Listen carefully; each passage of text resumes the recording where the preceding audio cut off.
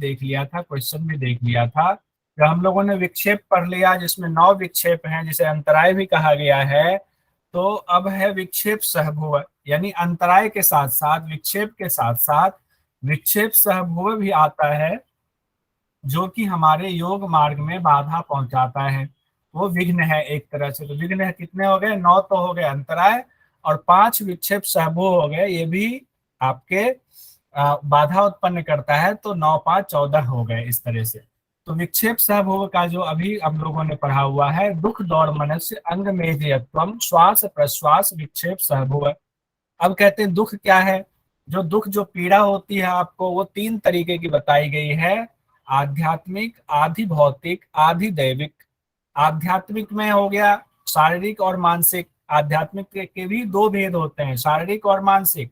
शारीरिक जो पीड़ा होती है, बुखार लग गया या कोई और जुकाम हो गया, खांसी हो गई, वो शारीरिक हो गया। मानसिक हो गया, किसी की गाड़ी देख ली बड़ी, हमारी छोटी है, तो उससे जो मानसिक कष्ट हुआ, तो उसको कहते हैं आध्यात्मिक में। शारीरिक और मानसिक 2 आ गए। आदि भौतिक में आते हैं, किसी से आपको चोट लग गई, कुत्ते ने काट लिया, बिल्ली ने काट लिया, सांप ने काट लिया, आधि भौतिक में आ गया। आधि दैविक दुख होता है कि बाढ़ आ गई, कहीं भूस्खलन हो गया, तो आधि दैविक दुख होता है। इस तरह से ये दुख भी जो है हमारे लिए, हमारे योग मार्ग में ये विघ्न है, बाधा उत्पन्न करता है। तो इस दुख को क्या कहा गया है? विक्षेप सहभुव की श्रेणी में रखा गया है। विक्षेप सहभुव 5 है। दूसरा है विक्षेप सहभुव दौर मनस्य। दौर मनस्य में होता है इच्छा की पूर्ति का ना होने पर मन में जो क्षोभ उत्पन्न होता है। कोई चीज मन में आपने सोचा, किसी बात की इच्छा की और उसकी पूर्ति नहीं हो पाए, तो मन में बड़ा क्षोभ होता है, मन छोटा हो जाता है, उसको दौर मनस्य कहते हैं। अंग में जीवत्व कहते हैं शरीर के अंगों का कांपना। कहते हैं बुढ़ापे में उम्र के साथ हाथ कांपने लगते हैं, कई बार गर्दन में कंपन हो जाती है, सिर अपने आप हिलने लगता है, वो अंग में जत्वम है। ये भी आपके योग मार्ग में बाधा उत्पन्न करता है, विघ्न है। श्वास बिना इच्छा के बाहर के वायु का अंदर आना, और प्रश्वास बिना इच्छा के भीतर के वायु का बाहर जाना। यानी हम लोग जो श्वास प्रश्वास करते हैं, ये अपने आप हो रहा होता है, इसमें हमारा कोई योगदान नहीं है। यानी कि श्वास आ रही है, श्वास जा रही है, लेकिन एक योगी के लिए श्वास का कंट्रोल होना बहुत जरूरी होता है। योगी जब चाहे श्वास ले, जब चाहे श्वास छोड़े, यानी केवली प्राणायाम की स्थिति।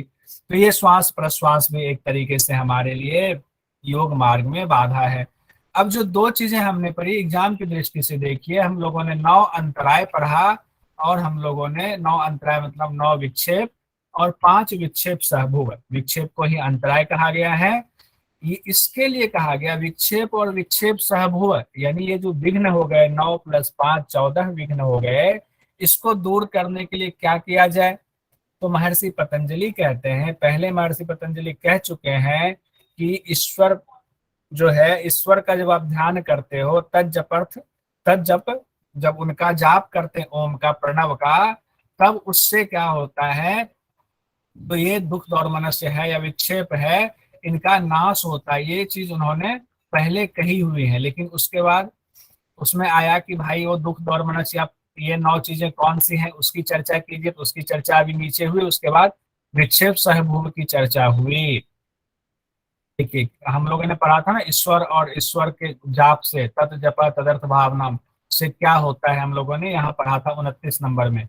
ईश्वर के जप से अंतराय यानी विक्षेपों का अभाव हो जाता है, और अंतरात्मा के स्वरूप का ज्ञान हो जाता है, आत्मा के स्वरूप का ज्ञान हो जाता है। अब उसके बाद आया था कि वो अंतराय और विघ्न क्या है, तो वही अंतराय और विघ्न की चर्चा है। अब एक बार फिर से ये क्वेश्चन आता है कि आखिर इन अंतराय और विघ्न को कैसे दूर करें? तो कहते हैं अंतराय और विघ्न को दूर करने का उपाय है तत्प्रतिषेधार्थम एक तत्वाभ्यास है। इनके प्रतिषेध के लिए, इनको यानी कि अंतराय और विक्षेप सहभोग को दूर करने के लिए एक तत्व यानी ईश्वर या इष्ट का अभ्यास करना चाहिए, उन्हीं का ध्यान, उन्हीं का उच्चारण करना चाहिए। तो एग्जाम में ईश्वर शब्द ना आकर के एक तत्वाभ्यास का ही एग्जाम में आता है। ये कई बार पूछा गया है नेट जेआरएफ में कि एक तत्व के अभ्यास से क्या होता है, या फिर इसको पलट करके क्वेश्चन पूछा गया कि विक्षेप और विक्षेप सहभोग को दूर करने के लिए कौन सा अभ्यास किया जाता है। नीचे 4 ऑप्शंस दे दिए गए हैं। तो एक तत्वाभ्यास किस से क्या होता है, विक्षेप और विक्षेप सहभू को दूर किया जाता है। ये ध्यान अभी क्वेश्चन में आएंगे, मैं दिखाऊंगा आपको, बस इसको पढ़ लेते हैं। अब देखिए यहाँ एक चीज आती है, हमने विक्षेप और विक्षेप सहभू को दूर कर लिया एक तत्व के अभ्यास से, एक तत्वाभ्यास से। इसके बाद आता है चित्त प्रसादन, यानी कि चित्त की शुद्धि के उपाय। अब दो चीजों को लेकर के एग्जाम में बड़ी कंफ्यूजन होती है, चित्त शुद्धि और चित्त को स्थिर करना। ये दो क्वेश्चन कई बार अलग अलग बार, एक बार ये एक बार वो आता है कि इसमें से चित्त शुद्धि के उपाय के कौन कौन से हैं, ऑप्शंस दे दिया है, फिर कोट दे दिया जाता है। और कई बार दे दिया जाता है चित्त को स्थिर करने के उपाय। तो चित्त शुद्धि और चित्त को स्थिर करने के उपाय अलग अलग हैं, ये ध्यान रखिएगा। चित्त शुद्धि का अलग है, चित्त स्थिर करने का अलग है। वो दोनों अभी आएगा आपके पास, मैंने उसको अलग से भी चार्ट बनाया हुआ है, तो चिंता करने की जरूरत नहीं है।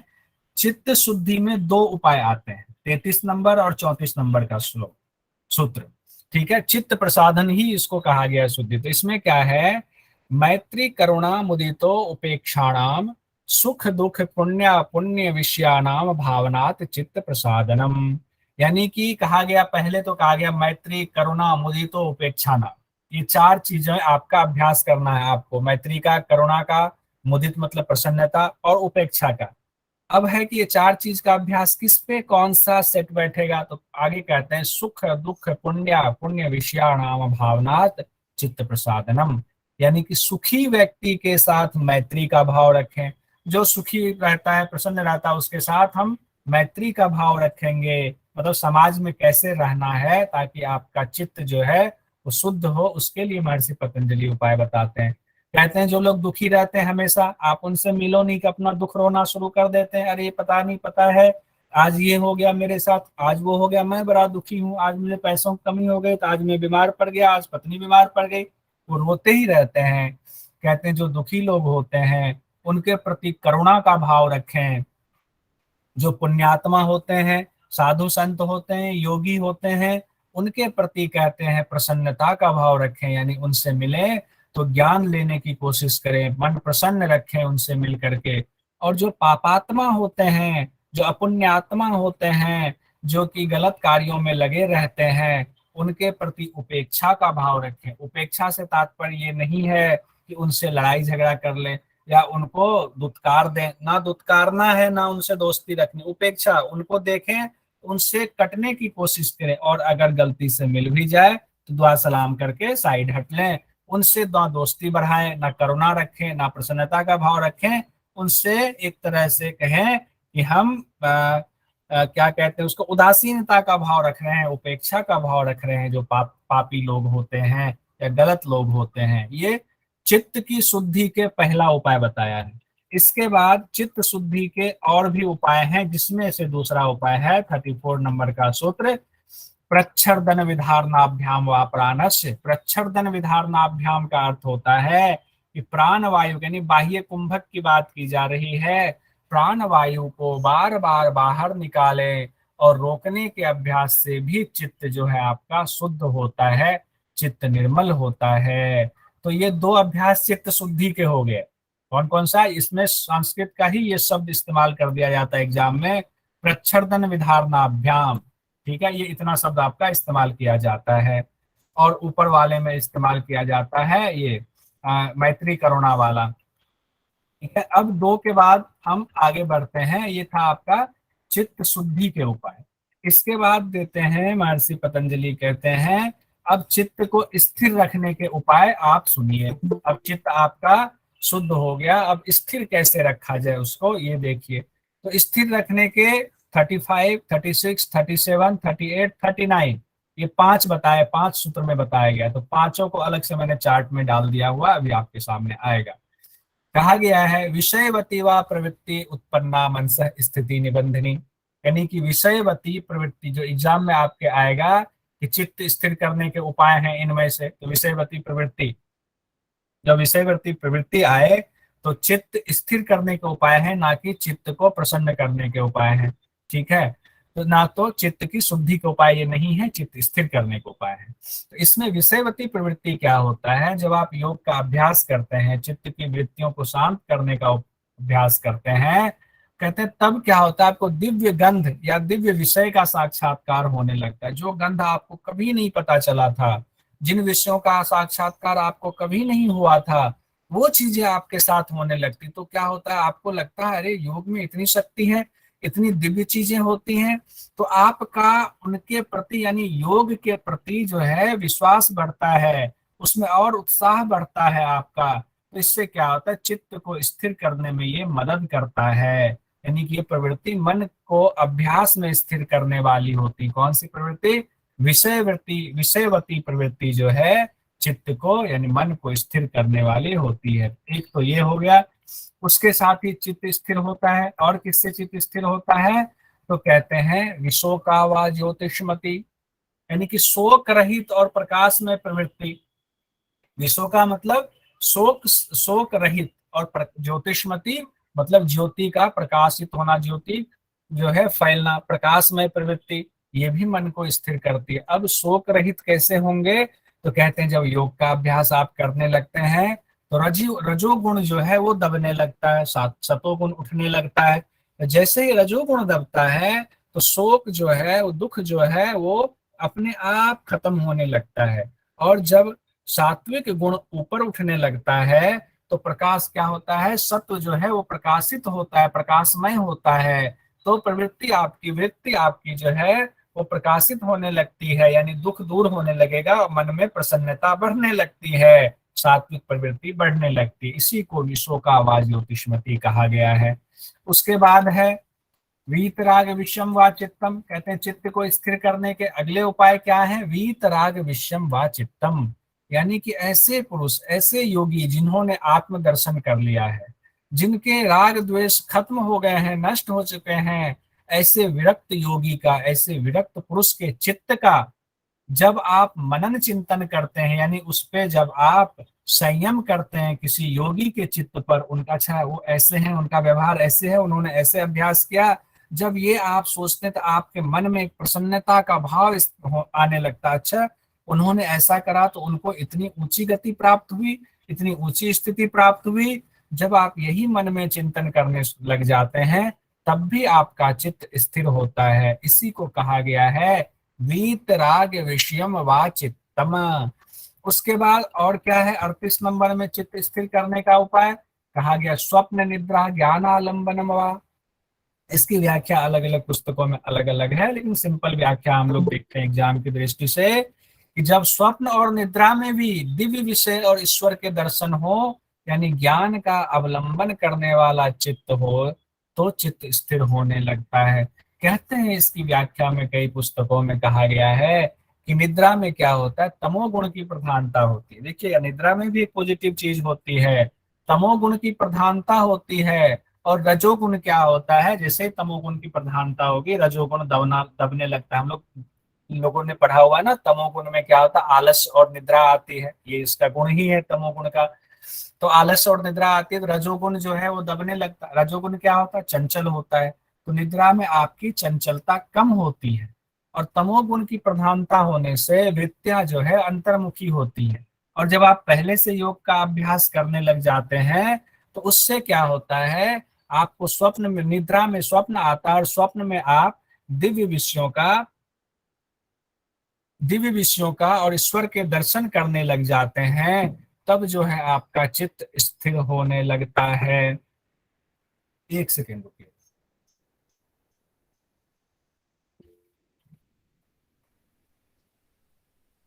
एक सेकेंड।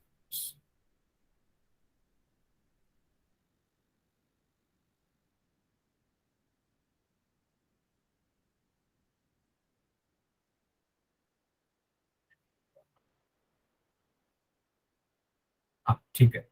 अब कहा गया है इसके बाद, ये तो हो गया आपका 38 तक। 39वां भी है चित्त को स्थिर करने का उपाय, यथाभिमत ध्यानाद्वा।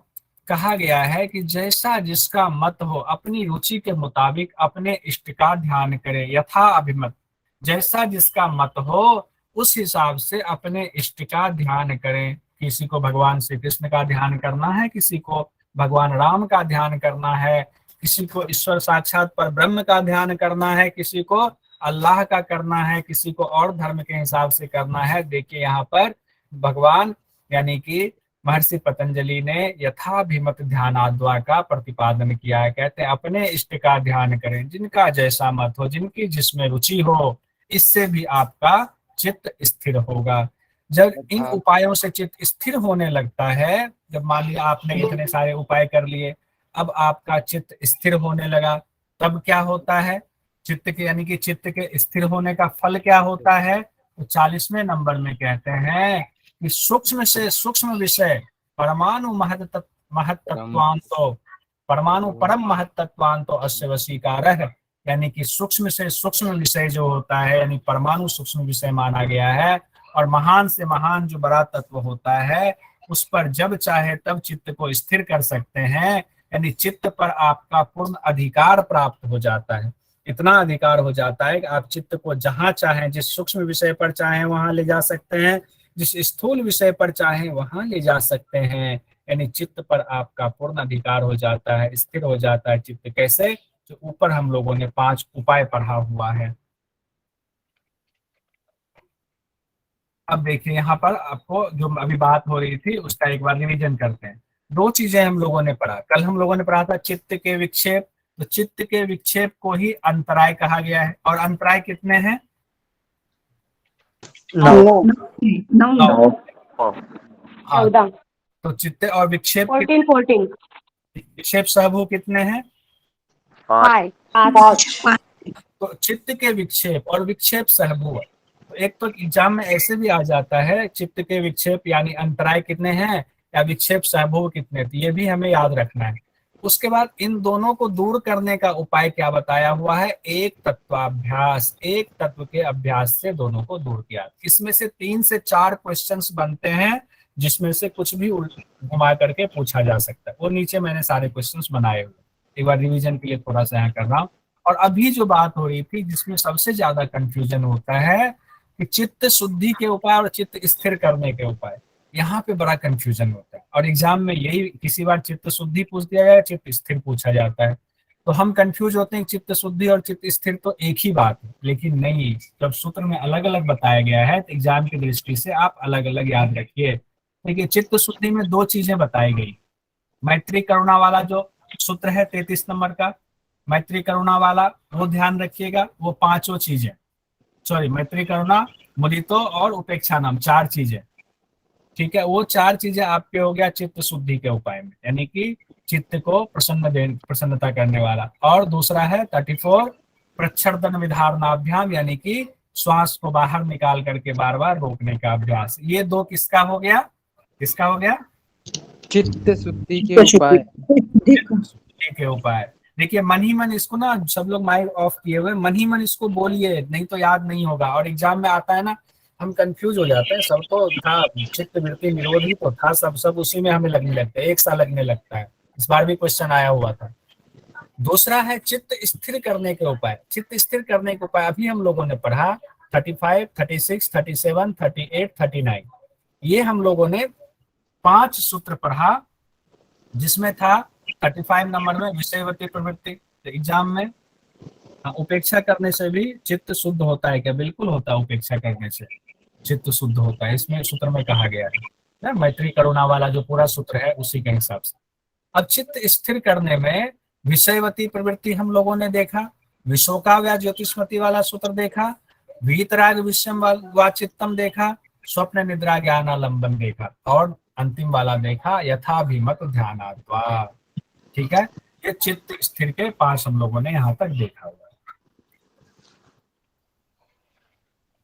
यहाँ तक तो 39 तक ही हुआ ना, 40, अच्छा 40 वाला भी हो गया, परमाणु महत्तत्वांत। तो ठीक है, अब देखिए, अब यहाँ से क्वेश्चन देख लेते हैं हम लोग। एनडीआरएफ में जो पहले क्वेश्चन पूछा गया है, पिछली बार पूछा गया था, ये नहीं पिछली से पिछली बार पूछा गया था। इसमें क्वेश्चन आया हुआ था दुख दौर मनुष्य अंग में श्वास प्रश्वास विक्षेप सहभू किसके लक्षणों के बारे में बताया गया है। अब देखिए क्वेश्चन बिल्कुल ही अलग तरह से पूछा गया है। मनोज पाल जी तो भी बोल रहे हैं, बाकी लोग जिनको कोई माइक खोलकर कुछ बोलना हो, बताना हो, बताइए बताइए। हैंड्स रेज किया हुआ आपने। जी सर, ये मैं जो दुख दौर मनुष्य वाला है, अब की बार भी आया था ये क्वेश्चन। हाँ, वो अलग तरीके से आया था इस बार जो क्वेश्चन आया था। जी, ये दुख नहीं था और बाद बाकी सारे ही थे, सिर्फ पहला काट के हटा दिए थे, बाद बाकी हाँ सारे आए थे। हाँ, तो अब इस सवाल का जवाब दीजिए, इसका क्या होगा जी, बताइएगा। किसका? ये जो क्वेश्चन आपके सामने है, ये सवाल है आपका। ये देखिए क्वेश्चन है, दुख दौर मनस्य अंग मेजर तो श्वास प्रश्वास विक्षेप सबूत किसके लक्षणों के बारे में बताया गया है। नीचे 4 ऑप्शन है, प्राणिक शरीर, भौतिक शरीर, कारण शरीर, सूक्ष्म शरीर।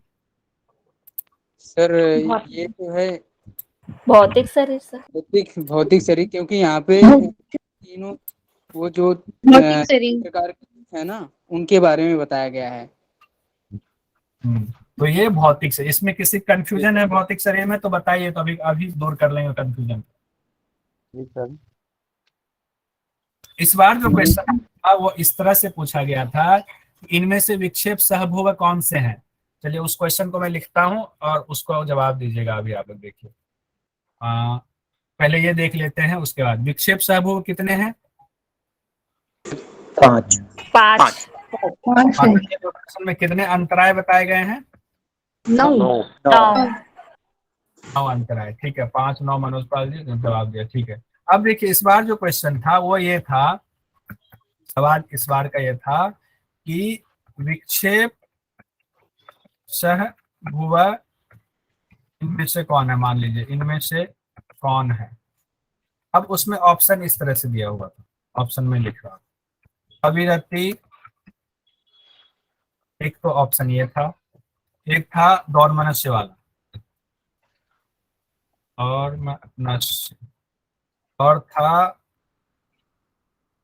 अनवस्थितत्व, और एक था अंग मेज यत्व, और प्रश्वास भी था। इसका कूट दिया हुआ था, ऐसा ही था ना। यस सर, ऐसा ही था। ठीक है। अब ये बताइए इसमें से कूट में, अब आप, मैं कूट अलग से नहीं बनाऊंगा, आप ही लोग बताइए कूट में मैं क्या क्या रखूं। इसका आंसर फिर बताना है ना हाँ, आंसर बताना है। सर। तो दौर 3 और मनुष्य 5 हो गए ना, कौन सा लिखें। सर, दौर मनस्य अंग मेजयत्व आणि प्रश्वास। ठीक है, गायत्री जी ने 3 बताया, 2 4 2 5, 4 5 और अभी 2 और 5 किनका था। 2 2 4 5 नीता साहू जी, ठीक है। अभी एक आप में से किन्हीं का आया हुआ था, 2 और 5 का, 2 और 5 का किनका था। शारदा जी 2 और 5 का आपने लिखा हुआ है। अंग मेजर तो नहीं है शारदा सर जी। मैंने दोनों में साथ में ही काउंट कर लिया था, अंग मेजकत्व और प्रश्वास को। अच्छा ठीक है, 2 4 5। तो यानी ये 2 4 5 ठीक है, सही है, इसमें किन्हीं को कंफ्यूजन। हाँ, माधवी जी ने भी कहा 2 4 5। ये क्वेश्चन इस बार पूछा गया था, बताइए कितना आसान क्वेश्चन है। और अगर हम लोगों को सूत्र याद हो तो कहीं से भी क्वेश्चन छूट नहीं सकता, इसीलिए हमने सोचा है 10 सूत्र का पहले हम उच्चारण करेंगे, फिर उसका अर्थ जानेंगे, फिर हम क्वेश्चन जो पूछा गया या अपनी तरफ से क्वेश्चन बना करके रखेंगे, तो हमारा पूरा कंप्लीट ये याद हो जाएगा पतंजलि सूत्र। ठीक है, इस तरह से क्वेश्चन आया हुआ था। अब आगे बढ़ते हैं, और भी क्वेश्चन देखते हैं जो नेट जारत में पूछा गया है। योग सूत्र के अनुसार एक तत्व का अभ्यास किसे दूर करता है, ये पहले पूछा गया था। इसमें 4 ऑप्शन थे, विक्षेप, क्लेश, दुख और मृत्यु भय। अब बताइए। विक्षेप। विक्षेप। तो अब हम लोग कभी भी इसको नहीं बोलेंगे, ये विक्षेप ही होगा। हम क्लेश दुख के चक्कर में नहीं पड़ेंगे, क्योंकि हम सूत्र पे जाएंगे, शुद्ध रूप से सूत्र पे जाएंगे। एमसीक्यू में बड़ा टेक्निकल होता है, उसमें ज्यादा भावात्मक होने की जरूरत नहीं है, एकदम टेक्निकल आई है।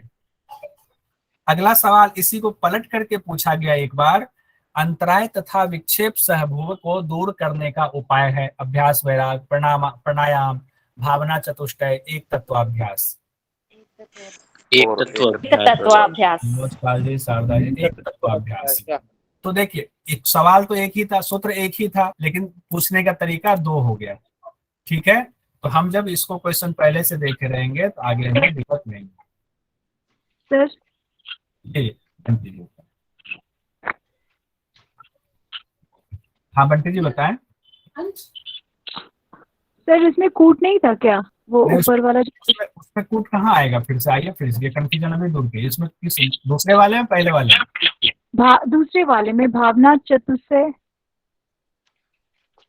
भावना चतुष्टय विक्षेप सहभू का थोड़ी ये भावना चतुष्टय। अंतराय तथा विक्षेप सहभू को दूर करने के उपाय में भावना चतुष्टय नहीं आया। नहीं, भावना चतुष्टय किस में आया था बताइए? ये अच्छा क्या आपने पूछ लिया। भावना चतुष्टय किस में आया था? चित्त को प्रसन्न करने के लिए, चित्त को शुद्ध करने के लिए भावना चतुष्टय। चित्त स्थिर में नहीं, चित्त शुद्धि में आया था भावना चतुष्टय। देखिए बहुत अच्छा है, ऐसे क्वेश्चन उठाए। क्या था? चित्त शुद्धि में, जो मैत्री करुणा वाला है, इसी को क्या कहा गया है? भावना चतुष्टय। इसको लिख देते हैं भावना चतुष्टय।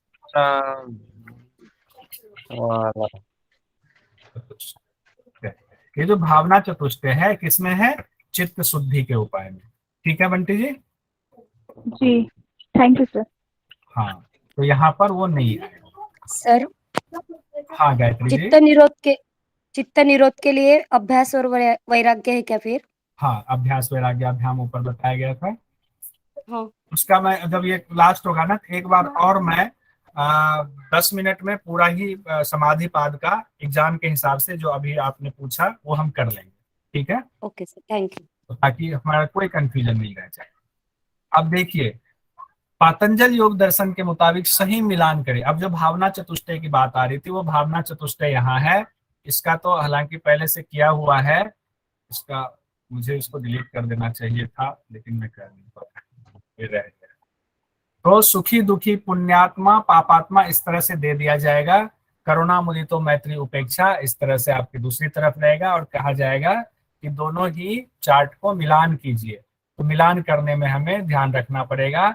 सुखी के साथ कैसा व्यवहार होना चाहिए? मित्रता का, मैत्री का, मैत्री का। दुखी के साथ करुणा, करुणा, करुणा। पुण्यात्मा के साथ मुदित की जगह पे प्रसन्नता दे दिया जाए तो प्रसन्नता कर देंगे, और पापात्मा के साथ उपेक्षा। देखो अब यहाँ पर एक उसी में से एक सवाल निकाल दे। पतंजलि के मुताबिक दुखी व्यक्ति के साथ कैसा व्यवहार हो? करुणा, करुणा। ठीक है, आइए अब देखिए नेट जा रहा था और क्वेश्चन क्या आया हुआ था। पतंजलि ने प्रच्छर्दन विधारणाभ्याम व प्राणस्य सूत्र में किसका उपाय बताया गया है? चित्त शुद्धि का। पूरा याद आ गया? चित्त स्थिरता का नहीं होगा? चित्त स्थिरता, शुद्धि चित्त शुद्धि का होगा। चित्त शुद्धि का है सर। स्थिरता का नहीं है। चित्त शुद्धि का। स्थिरता का नहीं आएगा। चित्त शुद्धि में क्या क्या था? दो था सर, मैत्री करुणा था और प्रच्छर्दन विधारणाभ्याम। अच्छा, मतलब कि भावना चतुष्ट भी है। और भावना चतुष्टय और प्रच्छर्दन वाला, ये था चित्त शुद्धि का। ठीक है, बहुत बढ़िया। यही मैं कंफ्यूजन दूर करना चाह रहा था। यही कंफ्यूजन एग्जाम में होते। हम सोचते हैं हम तो सही लिखकर आए हुए, और पता चला हमारा नंबर कट गया। ठीक है, अब देखिए अगला सवाल है, विषयवती प्रवृत्ति से मन होता है, अब स्थिर होता है। फिर शारदा जी ने कहा स्थिर होता है, स्थिर होता है। माधवी जी ने भी कहा स्थिर होता है। सब लोग स्थिर में है कि दूसरा कुछ भी होगा? यस सर, स्थिर में। चंचल को हटा के ना यहाँ कंफ्यूज करने के लिए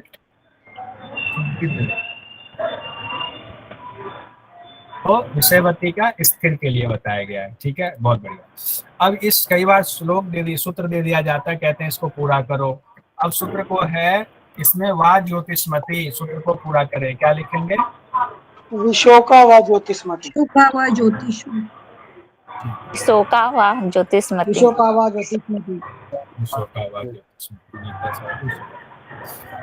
इस तरह के पुरुष के चित्त का अवलंबन करने से साधक का चित्त स्थिर होता है।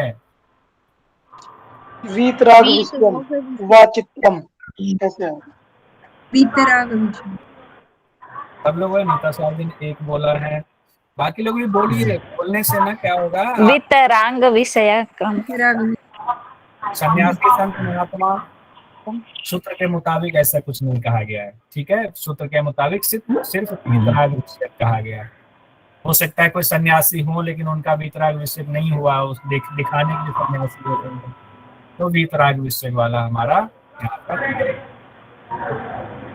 हमारा 40 कंप्लीट हो गया है। 41 से लेकर के 51 तक कल हमारा समाधिपाद कंप्लीट हो जाएगा। सर एक बार सूत्र नंबर जो 38 है ना उस पे करिए ना सर, कुछ पूछ